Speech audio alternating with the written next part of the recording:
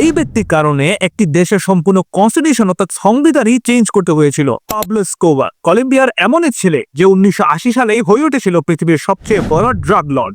মাত্র 25 বছর বয়সে সে কোকেন এক্সপোর্ট শুরু করে। পাবলোর এত টাকা ছিল যে তাতে শুধুমাত্র রাবার ব্যান্ড লাগানোর জন্যই সে $2,500 প্রতি মাসে খরচ করত, যা বাংলাদেশে টাকায় দাঁড়ায় প্রায় 30 লক্ষ টাকারও বেশি। পাবলোর একটি প্রিন্সিপাল ছিল প্লোটো ও প্লোমো, plata o plomo. অর্থাৎ ঘুষ নাও না হয় জান দাও। তার সিকারিউস নামে একটি পার্সোনাল আর্মিও ছিল, যাতে প্রফেশনাল শুটার্স ছিল। 1991 সালে কলম্বিয়ার আমেরিকার একটি ট্রিটি সাইন হয়, যা অনুসারে পাবলোকে আমেরিকার জেলে থাকতে হতো।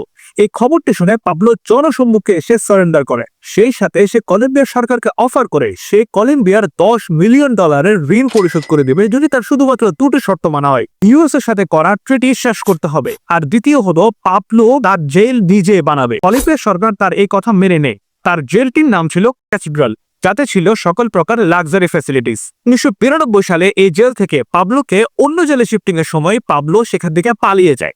আর 1993 সালের 2 ডিসেম্বর কলম্বিয়ার পুলিশের সাথে একটি শুট আউটে পাবলো এসকোবার নিহত হয়।